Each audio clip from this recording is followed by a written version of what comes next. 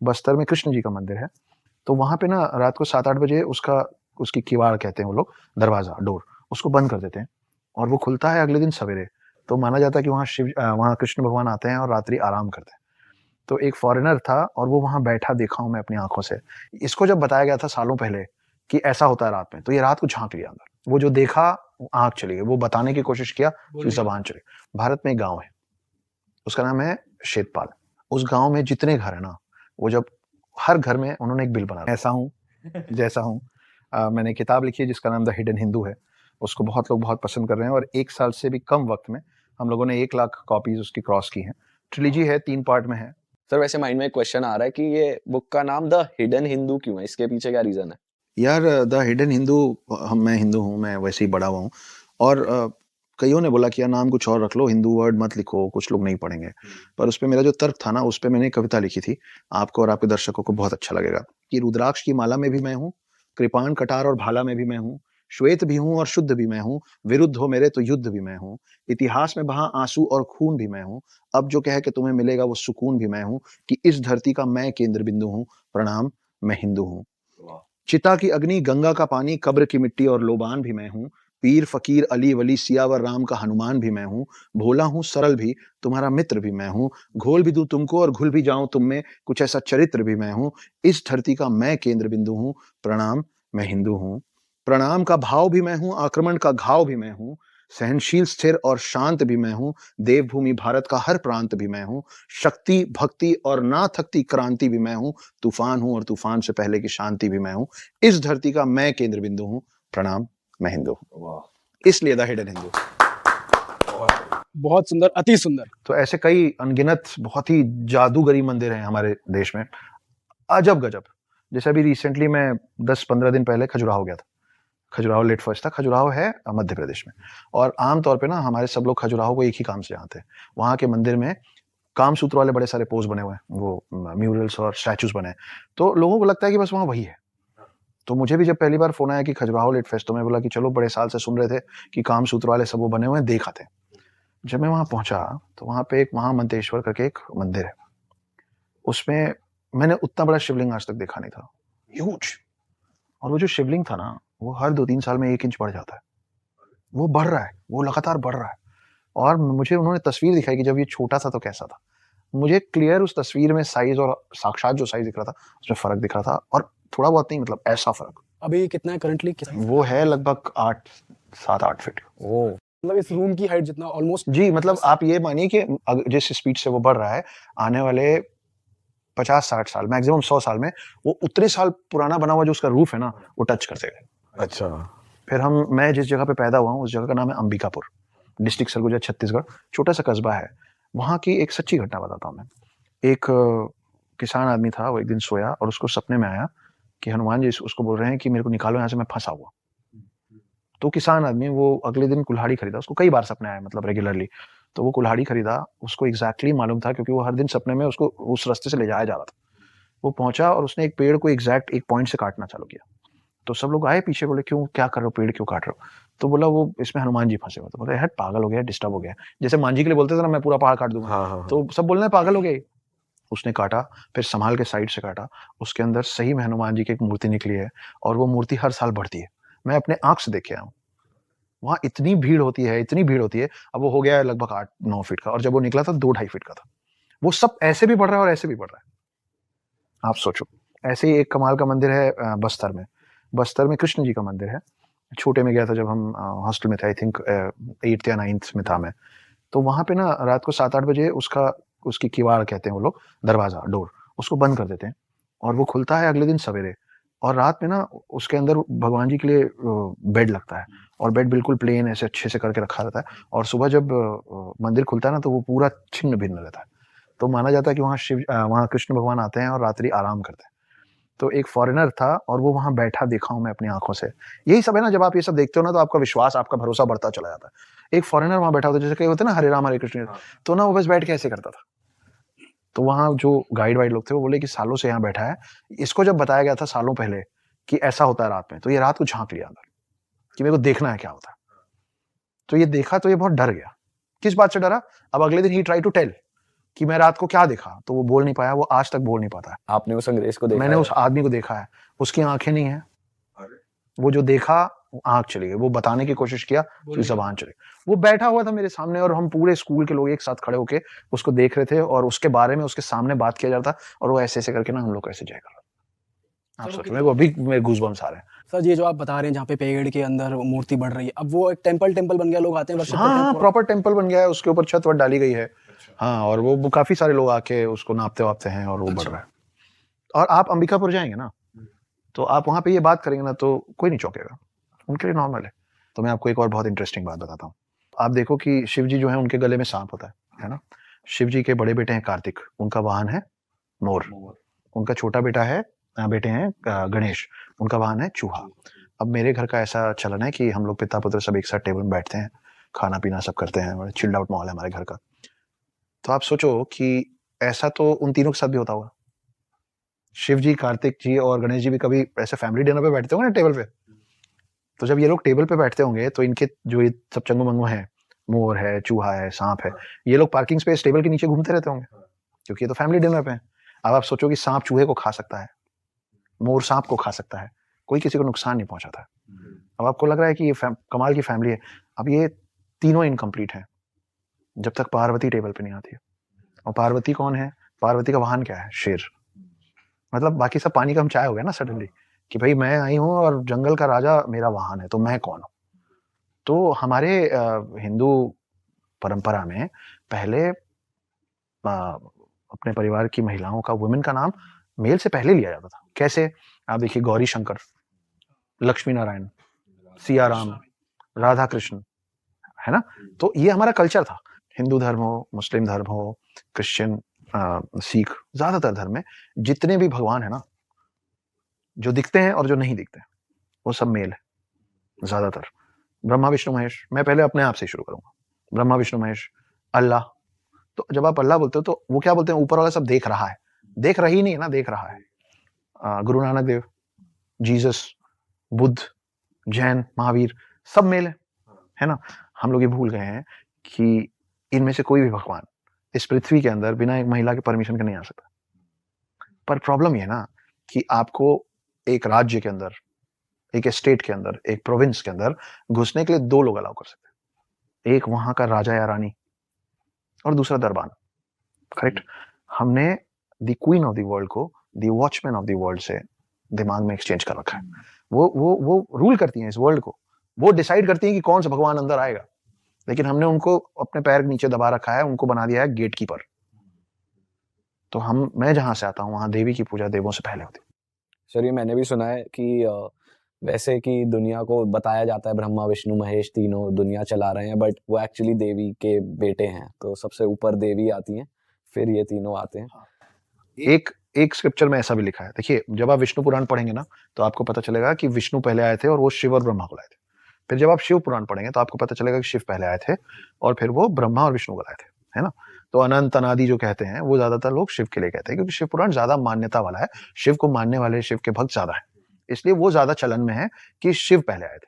मगर असलियत ये भी है। देखिए, एक राक्षस था जिसका नाम था महिषासुर, है ना, आपने सुना होगा। अब महिषासुर को ना कोई नहीं मार पा रहा था, तो शक्ति ने दुर्गा का रूप लिया। और आप देखिए कि कोई भी भगवान, ये जो स्पेशली जो 3 भगवान है, ये आप ब्रह्मा को कभी त्रिशूल और चक्र लिए नहीं देखेंगे। आप विष्णु को मोस्ट ऑफ द टाइम सिर्फ चक्र लिए देखेंगे, त्रिशूल लिए नहीं देखेंगे। आप शिव जी को कभी भी चक्र के साथ नहीं देखेंगे, त्रिशूल के साथ देखेंगे। इसका ये भी कारण है कि ये तीनों जो मेल फॉर्म्स हैं, ये तीनों का जो मेन पावर है, एक बॉडी कंटेन नहीं कर सकता। फैंटास्टिक फोर देखें ना आप, फर्स्ट पार्ट, उसमें क्या होता है? चारों एक में घुस जाते हैं, फर्स्ट सेकंड पार्ट, चारों एक में घुस के फिर विलेन से लड़ते हैं ना। ऐसा ये गॉड्स नहीं कर पाते। लेकिन जब शक्ति दुर्गा का रूप लेके आई तो उन्होंने शिव जी से त्रिशूल ले लिया, विष्णु जी से चक्र ले लिया और ब्रह्मा जी से वो कमंडल लिया। कमंडल के अंदर माना जाता है cosmic energy of the world है, यूनिवर्स है ना। तो ये तीनों को कोई भी मेल बॉडी कंटेन नहीं कर पा रहा था, ये आई और इन्होंने सब कुछ कंटेन कर लिया महिषासुर को मारने के लिए। तो अब आप उसको थोड़ा साइंस में ले जाते हैं। इलेक्ट्रॉन, प्रोटॉन और न्यूट्रॉन मिलके एटम बनाता है, ठीक है। क्रिएटर, डिस्ट्रॉयर, प्रिजर्वर मिलके सृष्टि, पृथ्वी, ठीक है। और ब्रह्मा विष्णु महेश मिलके बनाते हैं शक्ति। तो पृथ्वी और धरती जो लोग बनाते हैं, वो पृथ्वी और धरती कुछ और नहीं है, सृष्टि कुछ और नहीं है, शक्ति है। इसलिए हम धरती माँ कहते हैं।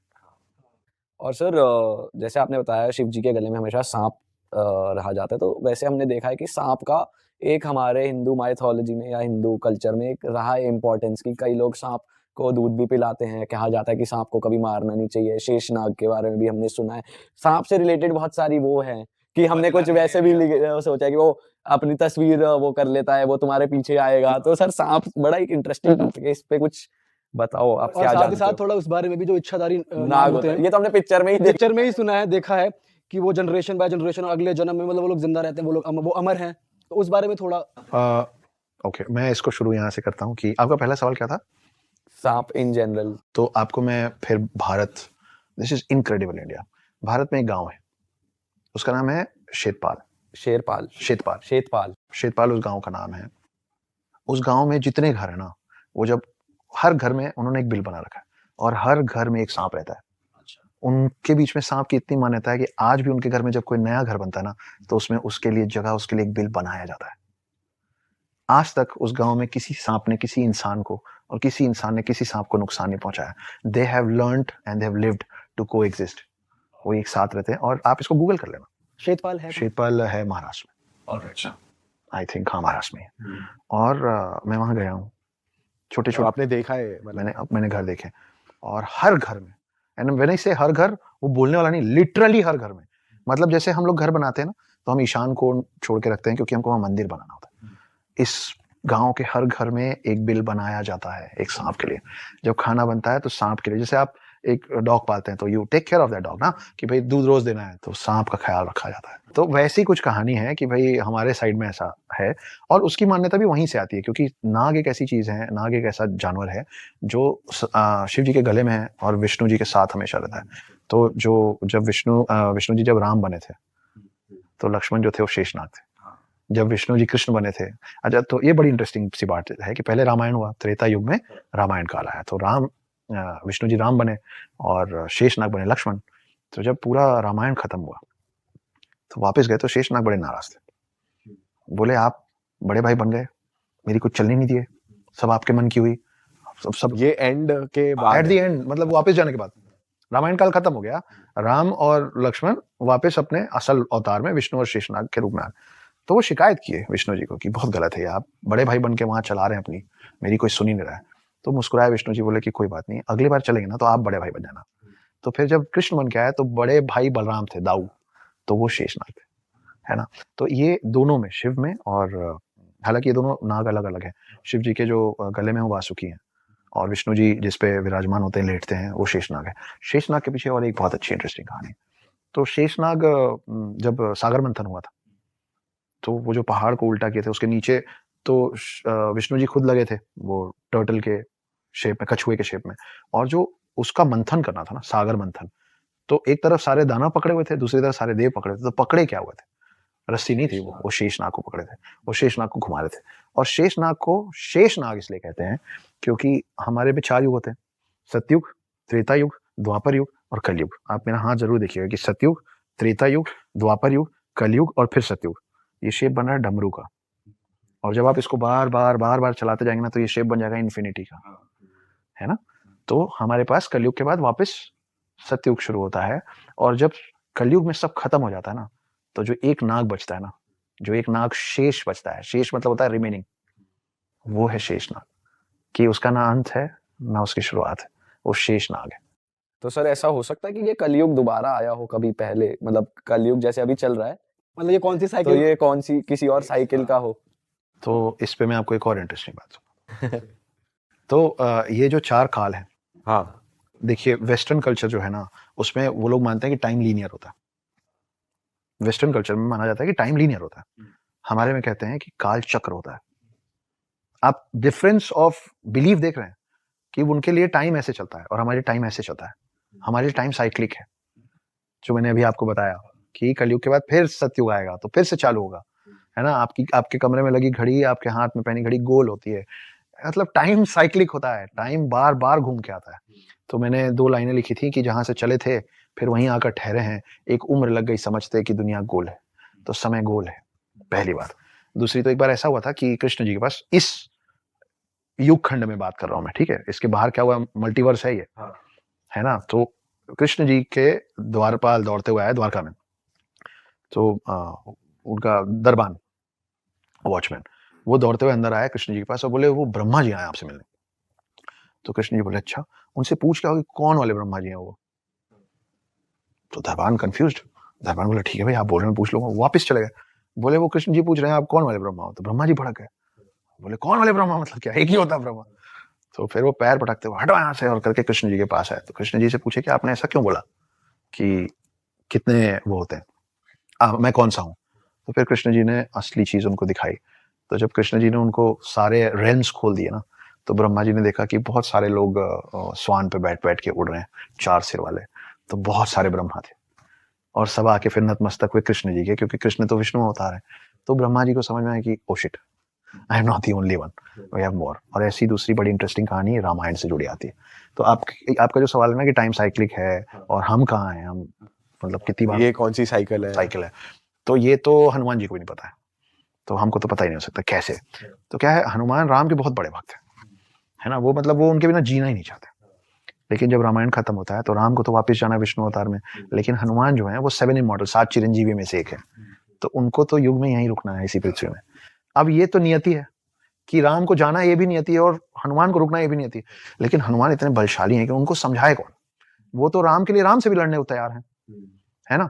तो राम क्या करते हैं कि तो ऐसा इस बार भी हुआ कि त्रेता युग में राम को वापस लौटना था। हनुमान बोले हो ही नहीं सकता प्रभु, या आप यहाँ रहेंगे या मैं आपके साथ चलूंगा, मैं आपकी सेवा करूंगा। तो उन्होंने जमीन पे एक छोटा सा क्रैक बनाया जब हनुमान नहीं देख रहे थे, तो राम ने, और उन्होंने अपनी एक अंगूठी उतारी और उसके अंदर गिरा दी।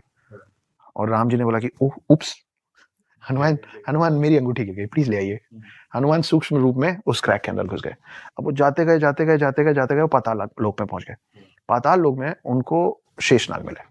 तो शेषनाग बोले यहाँ क्या कर रहे हैं आप महाराज। तो बोले वो मेरे राम की अंगूठी गिर गई, ढूंढ रहा हूँ, मिल ही नहीं रही है। तो शेषनाग मुस्कुराने लगे। तो हनुमान जी ने बोला कि आप क्यों हंस रहे हैं। बोले आप फिर बुद्धू बन गए इसलिए। बोले मतलब। बोले वो देखिए, जब वो पलटे ना तो वहां अंगूठियों का पहाड़ बना हुआ था। तो हर बार त्रेता युग में राम ऐसे ही बुद्धू बना के हनुमान को छोड़ जाते। देखिए जो 7 चिरंजीवी हैं, कईयों को उनका नाम भी नहीं पता, इसलिए मैं बता देता हूँ। हनुमान, परशुराम, अश्वत्थामा, कृपाचार्य, वेद व्यास जिन्होंने महाभारत लिखी है, रावण का भाई विभीषण, और राजा बलि। बाली सुग्रीव वाला बलि नहीं, राजा बलि सतयुग से आता है, उसकी अपनी कहानी जिसके चक्कर में विष्णु जी ने वामन अवतार लिया था। ये 7 लोग हैं, ठीक है। तो ये सातों चिरंजीवी ये 7 चिरंजीवी हैं, इमॉर्टल्स हैं, है ना। ये जब जब आए हैं तब से अभी। और ये सातों कहाँ अभी मतलब पाताल वो अर्थ पे ही हैं। उसके लिए आपको द हिडन हिंदू पढ़नी पड़ेगी। अच्छा। क्योंकि मेरी कहानी का जो वन लाइनर है वो यही है कि एक आदमी 2020 में पकड़ में आया है जो ये कह रहा है कि मैं देवभूमि भारत में सतयुग से हूं, ना मेरी उम्र बढ़ती ना मैं मरता हूं। ये एक्चुअली आदमी है। बढ़िए, मैं रामायण का हिस्सा भी रहा हूं और महाभारत का भी। मैं राम से भी मिला और कृष्ण से भी, और मैं वो 8वां चिरंजीवी हूँ जिसके बारे में दुनिया ने अब तक सुना नहीं है। और मैं ढूंढ रहा हूँ 7 चिरंजीवियों को जिनके बारे में हम थोड़ा बहुत जानते हैं। मेरे मन में कभी कभी ये सवाल आता है कि जब ट्रूथ एक है ना, ट्रूथ एक है और यहाँ इंडिया में भारत में इतने सारे उसके प्रमाण भी है, तो ये सारी घटनाएं इंडिया के अराउंड ही क्यों है, या इंडिया से मिलता जुलता हमने सुना है कि चलो ईरान तक या वहां तक का है रामायण में भी कि एक किष्किंधा राज्य जो था वो अब अफगानिस्तान में शायद है ना, बट मीनवाइल वेस्ट में या दूसरी तरफ हमारे गॉड्स का इतना क्यों नहीं है, या उनकी थिंकिंग हमसे इतनी अलग क्यों है, वो संस्कृत क्यों नहीं बोलते। जब पृथ्वी का तत्व एक है, जब देव एक है, सच एक है, तो इतने वो सबकी थ्योरीज इतनी ज्यादा ड्रास्टिकली डिफरेंट क्यों है। देखिए स्पिरिचुअल लेवल ना सबका अलग अलग होता है ना। आप दुनिया में भारत के अलावा कहाँ सुने पुराने समय में। अब वहां के लोग तो आ रहे हैं इस्कॉन टेम्पल, हाँ। है ना, सब छोड़ छाड़ के राधा कृष्ण करने, है ना। कई लोग सदगुरु जी के पास आ रहे हैं, उसके पहले अनगिनत लोग ओशो के पास आ गए थे, है ना, सब त्याग के। लेकिन इन सब के पहले, और ये सब त्याग के आ कहाँ रहे हैं, भारत ही आ रहे हैं। हाँ। आप इसके अलावा कहाँ सुने हो कि सब त्याग के चले गए।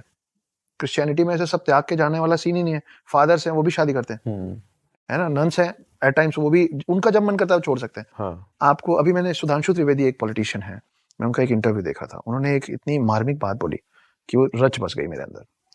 हम ही ने शून्य क्यों बनाया। मैं आप ही के सवाल का जवाब दे रहा हूँ।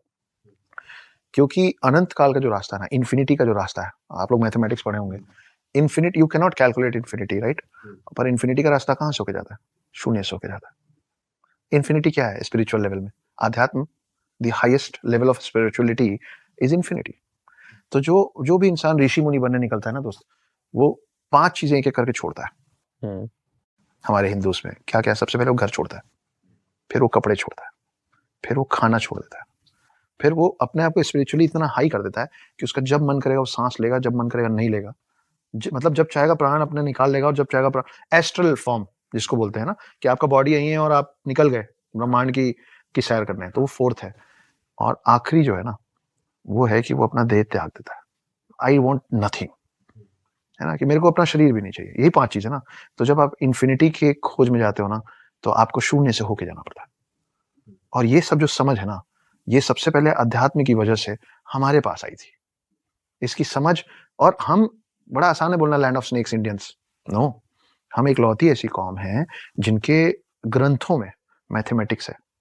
हमारे स्पिरिचुअल और हमारे गाइडिंग बुक्स में मैथमेटिक्स है, फिजिक्स है, साइंस है। आप बता दीजिए मेरे को दुनिया में कोई और ग्रंथ या कोई और रिलीजन जिसपे, ये तो हमेशा एंटी साइंस रहे हैं सब, हम हमेशा प्रो साइंस रहे हैं। We are the first plastic surgeon of the world. Sushruta नाम का आदमी पहला प्लास्टिक सर्जन है इस दुनिया का। 27 वॉल्यूम में किताबें लिखी, वो पर्शियन लैंग्वेज में कन्वर्ट हुई, अरेबिक कंट्रीज पहुंची, वहां से इंग्लिश लैंग्वेज में कन्वर्ट हुई, यूके और यूएस पहुंची, और वहां से हमारे पास वापस आई प्लास्टिक सर्जरी बन के। और अब हम इस स्थिति में चले गए हैं कि हमको शल्य चिकित्सा बोलना नहीं आता, हमको सिर्फ प्लास्टिक सर्जरी बोलना आता है। और हम पहले प्लास्टिक सर्जन है। आज भी पूरे भारत में आप बड़े हॉस्पिटल्स में जाएंगे ना, तो एक ऐसी मूर्ति बैठी रहती है ऋषि की, है ना, और वो दिखते ब्रह्मा जैसे, सिंगल हेडेड, वो है Dhanvantari. Dhanvantari happens to be the first doctor of the world. और आज भी सारे डॉक्टर्स जो ओथ लेते हैं ना डॉक्टर बनने के बाद, वो धन्वंतरी का ओथ लेते हैं, लोगों की जान बचाने का। धन्वंतरी कौन थे? आप सोचिए कितनी अजीब बात है कि हम लोगों को ये नहीं मालूम है कि हर साल बचपन से हम दिवाली के 1 रोज पहले धनतेरस मनाते हैं फॉर गुड हेल्थ। उस दिन हम धन्वंतरी की पूजा करते हैं। धन्वंतरी वो शख्स थे जो, हम फिर सागर मंथन पे पहुंच गए, शेषनाग सागर मंथन, उसमें जो व्यक्ति हाथ में अमृत कलश लेके निकला था, वो था Dhanvantari. He was a demigod, आधा इंसान और आधा भगवान, है ना। तो हम पहले डॉक्टर हैं, हम पहले प्लास्टिक सर्जन हैं, तो ये सब हम ही क्यों बन जाते हैं सब चीजें? सर वही मेरा क्वेश्चन है कि क्यों अगर एक तरफ दुनिया में, मतलब अगर आप वैसे देखो, एक तरफ दुनिया के बनाने वाले यहाँ हैं, हम ब्लेस्ड है कि हम इंडिया जैसी कंट्री में पैदा हुए, बट उसी पृथ्वी पर ही अलग अलग इतनी थ्योरीज क्यों है? मतलब क्यों समझ रहे हो आप, लैंग्वेज इतनी अलग क्यों है? और हमारी संस्कृत भाषा, अगर हमारे देवता जिन्होंने पूरी पृथ्वी बनाई, हम कह रहे हैं कि एक एक कण यहाँ से उत्पन्न हुआ है, और हमारी भाषा, हमारे डॉक्यूमेंट्स, तो वहां पे इतना डिफरेंस क्यों है इन टर्म्स ऑफ पहनावा, सोच? वहां के देवता, यहाँ के देवता सेम, मतलब एक यूनिवर्सल, सब लोग एक ही चीज क्यों नहीं मानते? क्या ये भी भगवान की ही वो है, लीला कह लो?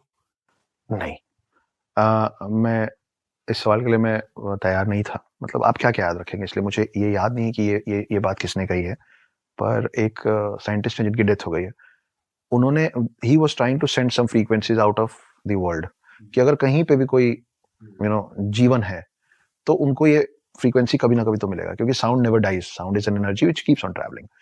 तो उन्होंने बहुत ज्यादा रिसर्च करके जिस लैंग्वेज में उस मैसेज को भेजा है ना, और ये फिर डॉक्यूमेंटेड है, मैं हवा में बात नहीं कर रहा हूँ, और वो है जर्मनी का, वो साइंटिस्ट जर्मनी का है, उसने चूज किया संस्कृत। उसने बोला ये वो लैंग्वेज है जो सबसे क्लीन है और सबसे ज्यादा चांसेस हैं कि पूरे, मतलब कहीं भी इस लैंग्वेज को कोई समझ पाए, इसकी सबसे ज्यादा चांसेस। तो उसने जो भी भेजा उसने संस्कृत में भेजा, है ना। तो आज की डेट में हम संस्कृत नहीं पढ़ते हैं, हमको नहीं आता है, पर आप जाइए आज की डेट में यूएस और यूके के बड़े बड़े यूनिवर्सिटीज में संस्कृत को सब्जेक्ट बना के मैंडेटरी कर दिया गया, मैंडेटरी कर दिया गया है। जैसे आपको हिंदी पढ़ना ही है ना, और आपको इंग्लिश तो पढ़ना ही है, वैसे वहाँ पे यूनिवर्सिटीज हैं जहाँ संस्कृत पढ़ाया जा रहा है, वहाँ संस्कृत स्कॉलर्स हैं जो आपसे और मुझसे बेहतर संस्कृत जानते हैं, समझते हैं और बोलते हैं। तो अगर वो, भाई हम अंग्रेजी सीख रहे हैं, क्यों? क्योंकि हमको लगा कि अंग्रेजी बेहतर है। हम हमेशा समय से पीछे चलते हैं, इसीलिए 1000 साल बाद कोई और बोल गया कि लॉ ऑफ ग्रेविटी मैंने बनाया। अगर इतना सही है बाकी लैंग्वेज, तो फिर वो संस्कृत क्यों सीख रहे? फिर तो उनको इंग्लिश में रहना चाहिए ना। और अभी एक रील चल रहा था बड़ा मस्त, मैंने भी देखा कि English is a funny language, I dance, he dance, नहीं I dance, you dance, he dances, how much more is he dancing, है ना। तो ये मजाक है, लेकिन हमारे हिंदी में ऐसी गलतियां नहीं है, आप, मैं, तू, तुम कैसे हैं, कैसी हैं, सब अलग अलग। सही बात है। अच्छा सर, एक बहुत ही इंटरेस्टिंग टॉपिक है यूथ के लिए, भूत प्रेत आत्मा। इसके बारे में साथ ही साथ एक इसके बारे में आपकी नॉलेज तो हम जानेंगे ही, साथ ही साथ हमें ये भी जानना है कि हनुमान जी शिव जी के ही अवतार है, और शिव जी को भूत प्रेत भी पूजते हैं, वो प्रिय हैं, पर हनुमान जी से भूत प्रेत डरते हैं। हाँ, जब भी भूतों की बात आती है तो हनुमान जी ही आगे आते हैं कि उनके अगेंस्ट वो ही वर्क करेंगे, कोई तो और। हम लोगों के बचपन से हमको बोला गया जब डर लगे तो हनुमान चालीसा तकिए के नीचे रख लो। तो ऐसा क्यों है, मतलब ये क्या कनेक्शन है? तो दो पार्ट में क्वेश्चन है, तो मैं चाहूंगा कि एक तो हिंदू कल्चर और इनके अकॉर्डिंग भूत प्रेतों का क्या सुना है आपने, कुछ इंटरेस्टिंग स्टोरी आपके पास अगर हो या एक्सपीरियंस हो वो, और फिर ये। तो पहले मैं अपना एक्सपीरियंस बता देता हूँ। हाँ। अभी जहाँ मैं मुंबई के घर में रहता हूँ, मेरा घर 34th फ्लोर पे है, बोथ साइड सी व्यू, शांत, बहुत खूबसूरत सा घर। तो मैं एक दिन सोया हुआ था, रात में 3 बजे के लगभग मेरी नींद खुली। तो मैं मेरे कमरे में घड़ा रखता हूँ, मैं घड़े में पानी पीता हूँ। तो घड़ा खाली था, रात को वरना भूल गए, ठीक है खाली था। और वो कीचेन नहीं होता घंटी वाला, सिंगल घंटी, टिंग टिंग, जो गाय के उसमें छोटा वाला, तो वैसा एक घंटी लटका हुआ था और खिड़कियां खुली थी, तो हवा, हॉल में हवा चल रही थी, बहुत अच्छी हवा चल रही थी। तो मैं अपना ग्लास लेके कमरे से निकला, किचन में गया, किचन में एक और बड़ा घड़ा रखा था, उसमें से पानी भरा, वापस आ रहा था। तो अब 34th फ्लोर पे आप सोचो व्यू कितना अच्छा, तो बहुत अच्छा दिख रहा था। तो मैं एक अपनी खिड़की पे खड़े होकर 2-4 घूंट पिया, फिर मैं कमरे की तरफ गया हूँ। तो जब मैं दरवाजा खुला ना, तो मैं वहां सोया हुआ था, और तब मैं उठा और मैं इतना कंफ्यूज था कि वो जो सोया हुआ हूँ मैं, मतलब मैं जब उठा ना तो मैं दरवाजे की तरफ देख रहा था कि वो मेरे को देख रहा था, तो वो मैं हूँ कि मैं हूँ। ओ भाई, मैं सवेरे तक सो नहीं पाया। तो फिर आप असली में कहाँ थे जब आप सुबह तक सो नहीं, जब वो दरवाजा खोल के मैं गया ना, तो जब मैं देखा कि मैं तो सोया हुआ हूँ, तब एक्चुअली डर से मेरी नींद खुली। अच्छा, तो दरवाजे पे कोई नहीं। सर हम ज्वाला जी के बारे में बात कर सकते हैं, क्योंकि मैं वो जहाँ पे कभी वो आग आ जाती है, मैं आई बीन देयर, जब मैं छोटा था मैं उधर गया था, तो वहाँ पे मैंने खुद एक्सपीरियंस किया कि कॉर्नर्स में से फ्लेम्स आ रहे हैं, हाँ, ठीक है, और तुम अगर उनको टच करते हो तो तुम्हें कुछ नहीं होता। मैं ज्यादा जानकारी नहीं रखता हूँ दोस्त, मैं अच्छा, गलत क्यों बोलूं। अच्छा, अच्छा। लेकिन पता है पूरे कंट्री में ना बहुत सारे ऐसे स्पिरिचुअल सेंटर्स हैं। जब मैं स्पिरिचुअल सेंटर्स बोल रहा हूँ तो मैं आध्यात्मिक बात नहीं कर रहा हूँ। जैसे मैं आपको अभी रिसेंट 5-6 महीने पहले की बात बताता हूँ। मैं पहली बार लेह लद्दाख गया। तो लेह लद्दाख में दूसरे दिन वो लोग हमको बोले कि पत्थर साहब गुरुद्वारा है। मैं गया, सब देखा, फिर वहां पे एक बहुत बड़ा सा पत्थर रखा हुआ, जमीन से आप 5-6 फुट, 5-5.5 फुट, और उसमें ना अजीब सा कुछ शेप बना हुआ था उसके अंदर, ऐसा जैसे बीच से कुछ धंस गया हो टाइप। मुझे नहीं मालूम कि उसकी हिस्ट्री क्या है, वो तो मैंने बाद में पढ़ी, क्योंकि मेरे को इंटरेस्ट ही नहीं था उस हिस्ट्री में। मैं सच कह रहा हूँ, आप लोगों की मुलाकात किसी दिन मेरी समकक्ष से होगी, मेरी वाइफ से होगी, तो आप पूछिएगा। मैं ना दहाड़ मार मार के रोने लग गया वहां, आंसू में रो रहा हूँ। अभी 6 महीने पहले, आप सोचो, मतलब सफेद दाढ़ी हो रही मेरी है, 40 साल का आदमी खड़े होकर रो रहा है, और वहां जितने लोग आना जाना कर रहे थे, ज्यादातर सिख लोग थे और लोग थे, वो मेरे को देख रहे थे, और वो सोच रहे होंगे कि कितना दुखी है आदमी, कितनी तकलीफ में होगा कि बस रुक ही नहीं पा रहा है। मैं अपनी वाइफ को बोला कि बहुत रोना आ रहा है। मेरी वाइफ बहुत ज्यादा शांत स्वभाव की है, मतलब आप उसको दुनिया की सबसे अच्छी खबर सुना देंगे ना तो वो मुस्कुराएगी, बोलेगी गुड, और आप सबसे बुरी खबर सुना देंगे ना तो बोलेगी कोई बात नहीं, सब ठीक हो जाएगा। वो ना खुशी में बहुत खुश होती है, ना दुख में बहुत ज्यादा दुखी होती है। तो मैंने बोला मुझे बहुत रोना आ रहा है यार। तो बोली तो रो लो, बस मेरे को उसी की परमिशन चाहिए थी। मैं इतना रोया, और सच बताऊं, मेरे को कोई दुख नहीं था उस समय। मैं किसी को याद करके नहीं रो रहा था, मैं किसी पास्ट पे नहीं रो रहा था, मेरे को कोई दुख नहीं था, और मेरा रोना ही नहीं रुका। मैं हाथ जोड़ के खड़ा और मैं रो रहा हूँ। उसके बाद जब मैंने पढ़ा, तो उसको पत्थर साहब गुरुद्वारा इसलिए बोलते हैं क्योंकि बड़े से पत्थर, एक राक्षस गुरु नानक देव पे पत्थर फेंका था उनको मारने के लिए, और वो पत्थर, और ये मेडिटेशन कर रहे थे वहीं पे, उसी जगह पे जहाँ पत्थर लगा हुआ है। तो कोई कारण होगा ना कि गुरु नानक देव ने वो जगह चुनी थी मेडिटेट करने के लिए। वो एक पॉइंट था, एक मेडिटेशन पॉइंट, एक स्ट्रॉन्ग पॉइंट, जिससे आप व्हाटएवर, मैं नहीं समझता हूँ, वो पॉइंट था। वहां बैठे, फिर एक राक्षस ने बड़ा सा पत्थर फेंका, वो पत्थर आके उनके ऊपर ऐसे टिक गया, राक्षस को लगा, मार दिया मैंने। वो हुआ ये था कि जहां जहां से वो पत्थर इनको टच हुआ था ना, वहां से वो मोम जैसे गल गया था। तो वो जो मैं अंदर का शेप बोल रहा हूँ ना, वो इन सब का मानना है कि गुरु नानक देव का ये साइड है पूरा। ओके। और ये सब मैंने रोने के बाद पढ़ा, पर मैं वहां खड़े होकर रो रहा था फॉर नो रीजन। तो ऐसे बहुत सारे पॉइंट्स हैं हमारे देश में, बाहर भी होंगे, मुझे नहीं पता, हो सकता है किसी चर्च में जाऊं मैं रोने लग जाऊं किसी। सर आप कभी वैसे इन जनरल इतनी तीर्थ स्थानों पे जाते हो, कोई आपने देखा है सुपर ह्यूमन या कोई ऐसे योगी तपस्वी कोई जो? अघोरियों से मेरी मुलाकात हुई है, बड़े मेस्मराइजिंग होते हैं, पर वो निर्भर करता है कि आपकी नजर क्या है। आप उनमें क्या देखना चाहते हो? जैसे जो नागा साधु होते हैं, हम्म। वो लोग जब नागा साधु बनते हैं ना, तो वो सबसे पहले अपना पिंड दान कर देते हैं। मतलब वो अपना अंतिम संस्कार कर देते हैं अच्छा। पहले ही। जी। अच्छा अगर मैं आज की डेट में जाके नागा साधु के क्लैन में बोलूंगा कि मुझे नागा साधु बनना है, तो वो पहले मेरे सारे पूर्वज जो मर चुके हैं उनका मेरे से पिंडदान करवाएंगे, मतलब श्राद्ध करवाएंगे। उसके बाद मेरे जितने जीवित लोग हैं, माता पिता, भाई बहन, पत्नी, बच्चा, चाचा चाची, काका काकी, XYZ, उन सब लोगों का मेरे से अंतिम संस्कार करवाएंगे और उसके बाद मुझसे मेरा अंतिम संस्कार करवाएंगे। तब मैं बनूंगा नागा साधु। कि सबसे पहले ना आपको सांसारिक मोह माया से परे होना पड़ेगा। ये सबसे हटो, तब बनोगे तुम नागा साधु। तो अगर मैं उस नजरिए से देखता हूँ तो मेरे को लगता है कि ऋषि मुनि के तो एकदम पास वही पहुंच गए, क्योंकि यही सब छोड़ के तो मोक्ष की प्राप्ति है। आदमी किस चक्र में फंसा रहता है भाई? मेरे पास एक डॉगी है फॉर एग्जाम्पल, मैंने 7-8 साल उसके साथ खूब खेला, मेरे को बहुत प्यार था, मेरा डॉगी चला गया, डेथ हो गई उसकी। ठीक है भाई, डेथ हो गई तो मैं एक मोह पाश से छुटकारा पाया ना, मेरा एक मोह पाश खत्म हो गया। लेकिन मैं क्या करूंगा मालूम है? मैं एक और कुत्ता ले आऊं, मैं फिर उसको ऐसे कर, मैं चाहता ही नहीं मोक्ष पाना, मैं चाहता हूँ ये सर्कल्स में मैं फंसा ही चला हूं। तो इसलिए पहले उनको ये सब मोह पाश से अलग किया जाता है कि अब बनो तुम नागा साधु। लोग बोलते हैं कि नागा साधु कच्चा मांस खा लेते हैं, इंसानी मांस खा लेते हैं, अंतिम संस्कार में से खींच के खा लेते हैं, डेड बॉडी के साथ संभोग कर लेते हैं। ये सब सच है, ये सब सच है, लेकिन उसके पीछे एक कारण है। आप छोटे बच्चे को देखे हो ना, बच्चे को आप क्या बोलते हो? भगवान का रूप बोलते हैं ना हम लोग बच्चे को। बच्चा जमीन में बैठा रहेगा और बच्चा सुसु कर देगा, तो बच्चा तो उस सुसु में खेलता रहेगा। आप बड़े हो गए हो, आप उस बच्चे को बोलोगे कि छिछी बेटा छिछी, तब वो सीखेगा कि नहीं ये छिछी, तो ये अच्छा है और ये बुरा है। वो पता ये ही जब तक बच्चे को नहीं पता होता ना, तभी तक बच्चा भगवान का रूप होता है। ये अघोरी लोग ना उस श्रेणी में भगवान को अचीव करने की कोशिश कर रहे हैं। अच्छा सर, जैसे सुपर ह्यूमंस की बात हो रही है, ऐसा एक जगह है एशिया में ही समवेयर, मैंने पढ़ा था कि वहाँ पे एक है जिन्होंने कितने सालों से कुछ नहीं खाया, उन्होंने अपनी बॉडी को ऐसा अडेप्ट कर लिया कि वो कुछ नहीं, वो जिंदा भी है। हाँ, उस बारे में आप जानते हैं? अभी तो अपन उस पर बात की कि जो 5 लास्ट फेजेस हैं to attain infinity, to attain the highest level of spirituality, that goes from the root of zero. तो हम अध्यात्म और अनंत काल को ढूंढ रहे थे, इसलिए हम शून्य बना पाए, शून्य ढूंढ पाए।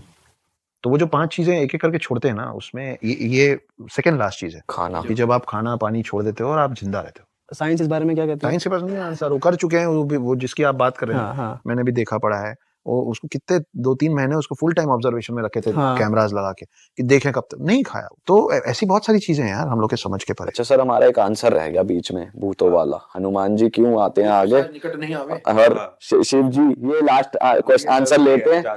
हनुमान जी जो है ना, वो आप राम का नाम लेंगे और हनुमान उनके भक्त हैं, आप हनुमान को बुलाएंगे, वो ऑलरेडी पृथ्वी में फंसे हुए बेचारे, है ना, 7 इमॉर्टल्स में से जा नहीं पा रहे कहीं, है ना। उनको जो बुलाता है ना, वो बेचारे जल्दी से आ जाते हैं। गुड फ्रेंड है वो, इसीलिए बाल हनुमान बनता है ना। तो वो उनको बुलाना, उनको मनाना बहुत आसान है, वो गुस्सा जल्दी नहीं होते। सर मजा आ गया आज, बहुत ज्यादा हैरान कर देने वाली बातें थी, मजा आ गया, इतना इंटरेस्टिंग टॉपिक है। तो दोस्तों खत्म करते हैं इस पॉडकास्ट को, उम्मीद है आपको बहुत ज्यादा मजा आया होगा, हमें तो बहुत कुछ आज सीखने को मिला है। और अक्षत सर, आपका यूट्यूब चैनल है? हाँ, पर कुछ खास नहीं, मैं उस पर ज्यादा ध्यान नहीं दे पाता हूँ। हाँ, आप मुझसे जितने भी दर्शक चाहें वो मेरे इंस्टाग्राम हैंडल पे जुड़ सकते सर के हैं। इंस्टाग्राम का लिंक डिस्क्रिप्शन में है, जाके फॉलो कर लीजिए। और सर की लिखी मूवीज आपको बहुत ही जल्द सिनेमा घरों में दिखेंगी। 23 और 24 में सर का काफी सारा काम बाहर आना है, बहुत सारा है ना। काम। और सर की बुक द हिडन। हाँ यार, ये मुझे आप लोगों को स्ट्रेट देख के बोलना है, 6 साल लगा के बहुत अच्छी 3 पार्ट की ट्रिलॉजी लिखी है मैंने, जिसको मिस्टर महेंद्र सिंह धोनी की कंपनी धोनी एंटरटेनमेंट ने उसके राइट्स खरीदे हैं। उस पे 3 पार्ट में फिल्म बन रही है। धोनी एंटरटेनमेंट की सर्वे सर्वा मिसेस साक्षी धोनी है, और पेंगुइन पब्लिकेशन ने इसके इंग्लिश बुक्स को छापा है। नाम है द हिडन हिंदू। बहुत सिंपल कहानी है, स्ट्रेट और क्विक रीड है। प्लीज लीजिए और पढ़िए। बुकेज गिफ्ट करना बंद कीजिए, बुक्स गिफ्ट करना चालू कीजिए एक दूसरे को। Gifting books is gifting knowledge.